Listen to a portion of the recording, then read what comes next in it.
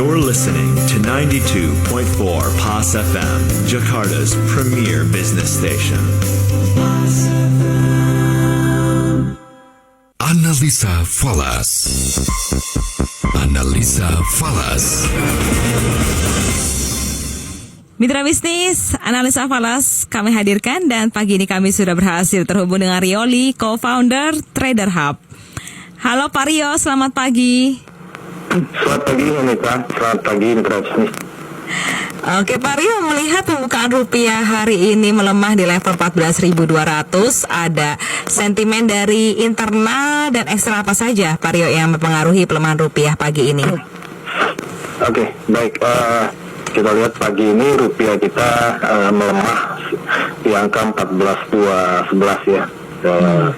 Kalau menurut saya ini adalah satu reaksi dari pergerakan market global Jumat. Ya, kita tahu bahwa pada hari Jumat itu USD terjadi penguatan sampai malam waktu Indonesia ya. Jadi sangat wajar hari ini terjadi satu reaksi dari rupiah kita mengikuti pergerakan tersebut.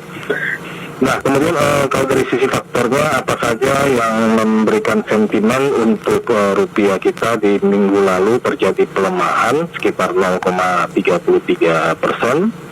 Yang pertama adalah saya melihat ada satu antisipasi market terhadap tapering yang mungkin semakin dekat ya, kalau berdasarkan statement dari The Fed. Mungkin pertengahan November akan dimulai dan saya kira ini satu hal yang menyebabkan dolar menguat dan berimbas kepada pelemahan rupiah kita.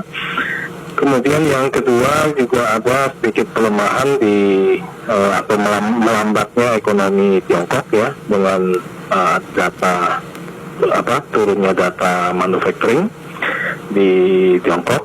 Kemudian yang ketiga, kita lihat di dunia ini sekarang sedang ada satu tren pembalikan, artinya yang tadinya kasus corona itu berkurang, sekarang pelan-pelan juga sudah mulai ada peningkatan penambahan case. Saya kira ini juga satu kekhawatiran di market, sehingga membuat rupiah kita juga tidak mampu menguat lebih jauh untuk melanjutkan penguatan kemarin ini.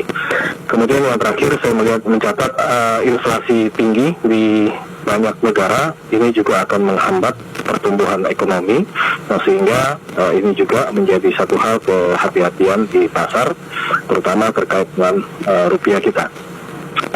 Nah, kemudian itu adalah faktornya. Kemudian untuk beberapa waktu ke depan, saya masih memperkirakan rupiah kita mungkin ada pelemahan, tapi tidak akan terlalu besar ya. Saya memperkirakan angka di range 14.250 sampai dengan 14.150, mungkin di area sana untuk waktu dekat ini.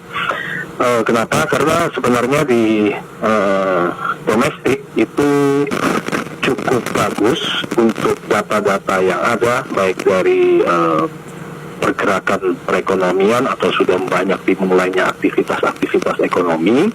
Kemudian ditambah pengendalian terhadap kasus corona di dalam negeri juga cukup baik. Di minggu lalu saya mencatat ada penurunan sekitar 18% untuk weekly trendnya.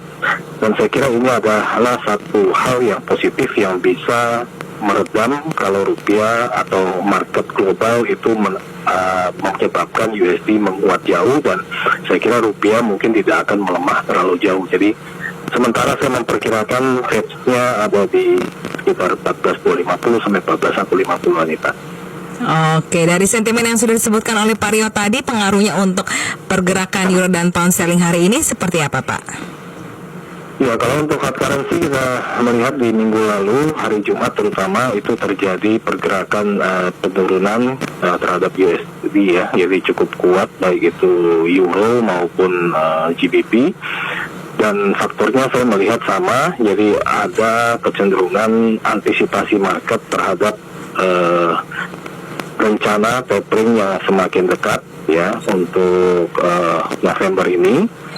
Namun apakah penguatan ini akan langsung tajam ke bawah, maka saya menyarankan untuk melihat 1-2 hari ini. Artinya kalau 1-2 hari ini market cukup punya power untuk, artinya USD-nya cukup punya power menarik mata uang lain untuk jatuh, maka secara confident saya bisa mengatakan bahwa USD akan cenderung menguat dalam jangka waktu yang cukup panjang.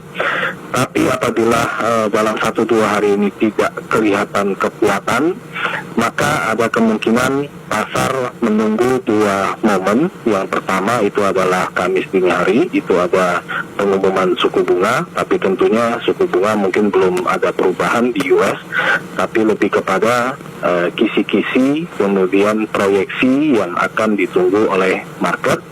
Lalu di hari Jumat itu ada non-farm payroll, artinya kalau market tidak memiliki kekuatan untuk bergerak, mungkin baru akan terjadi volatilitas yang cukup besar setelah 2 momen tersebut.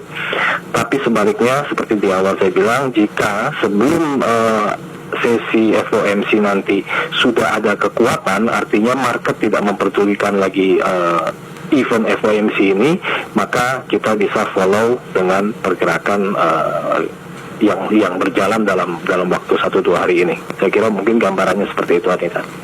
Baik, terima kasih banyak Pak Rio atas analisis untuk Fast FM. Sukses untuk Anda. Selamat pagi. Mitra bisnis, demikian analisa falas bersama Rioli, co-founder Trader Hub. Saya Anita Wijaya.